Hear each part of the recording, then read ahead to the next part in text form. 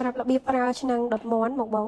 កែវថ្មហើយនិងកែវអ៊ីណុកដូចគ្នាណាមកបងខុសតែកែវខាងក្រោមនេះទេទៅតាមមកបងឆ្លាញ់កែវថ្មអាចយកកែវថ្មកែវអ៊ីណុកបងអាចយកកែវអ៊ីណុកបានអញ្ចឹងកែវនេះបងចង់ដាក់ម្ហូបអាហារផ្ទាល់ចូលទៅក្នុងកែវនឹងក៏បានដាក់សាច់មាន់ដាក់សាច់ត្រី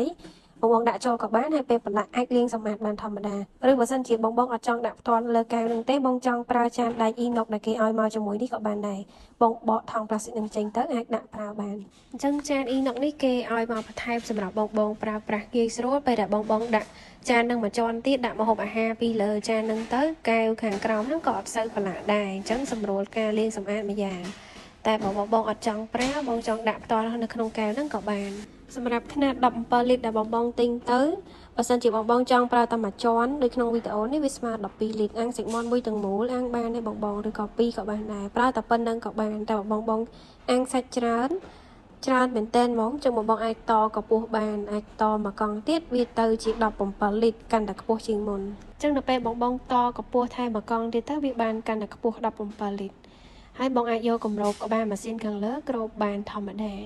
អញ្ចឹងបងចង់ដាក់កម្ពស់ខ្ពស់អញ្ចឹងក៏បានអត់ក៏បានទៅតាមតម្រូវការទៅតាមមុខម្ហូបច្រើនឬតិចណាបង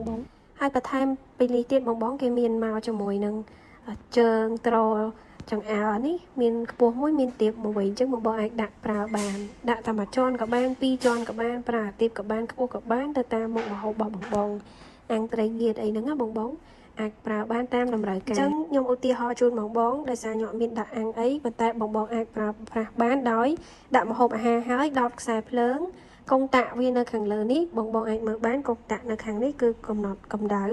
ភ្លើងក្តៅបំផុតដល់250អង្សាសេជាទូទៅបងប្រើសម្រាប់អាំងត្រីងៀតអីប្រើត្រឹម175ក៏បានដែរតែបើសាច់មាន់មួយទាំងមូលអីបងប្រើភ្លើង200ទៅ225បានបើសិនជាបងត្រូវការបញ្ញាប់បងប្រើភ្លើងក្តៅខ្លាំងដាក់នាទីលឿនតាមហ្នឹងណាបងផ្លាស់ប្ដូរបានតាមហ្នឹង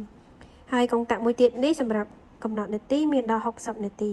បន្ទាប់ពីកម្ដៅកាច់នាទីហើយកុំភ្លេចទម្លាក់ដៃនេះចុះក្រោមផងបងទម្លាក់ដៃនេះចុះក្រោមទៅម៉ាស៊ីនដំណើរការបងឃើញភ្លើងវាមានភ្លើងក្រហមមួយបៃតងមួយពេលដែលបងចង់ផ្ដាច់ដំណើរការគ្រាន់តែលើកដៃនឹងចេញវិញវាផ្ដាច់ដំណើរការបងអាចបើកគម្របថែមសាច់ប្រែសាច់ថែមថយគ្រឿងលាបទឹកខ្មុំអីចឹងណាបងតាមមុខម្ហូបហើយបងតម្លាក់ដៃទៅវិញទៅវានឹងដំណើរការរហូតដល់អស់នាទីដែលបានកំណត់កុងតាក់នាទីនេះវានឹងដើរថយក្រោយណាបងពេលដែលបងដាក់ចំអិនបងកាច់មកលេខ30នាទី40នាទីអញ្ចឹងវានឹងដំណើរការរយៈពេលដែលបងកំណត់នឹងហើយ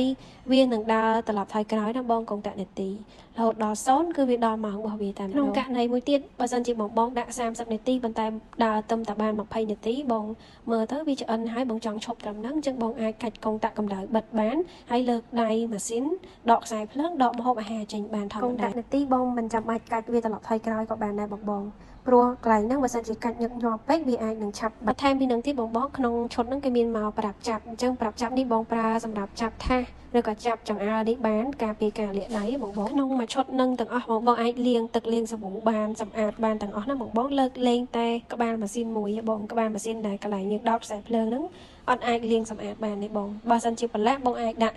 ទឹកសាប៊ូជូតសម្អាតបានណាបងធម្មតាពេលចម្អិនវាអាចនឹងប្រឡាក់មានខ្លាញ់ដែលម៉ាស៊ីនចុះត្រជាក់បងអាចយកក្បាលម៉ាស៊ីនហ្នឹងជូតសម្អាតបានតែបើកែវចានថាសទាំងអស់ហ្នឹងគឺអាចលាងទឹកលាងសាប៊ូបានធម្មតា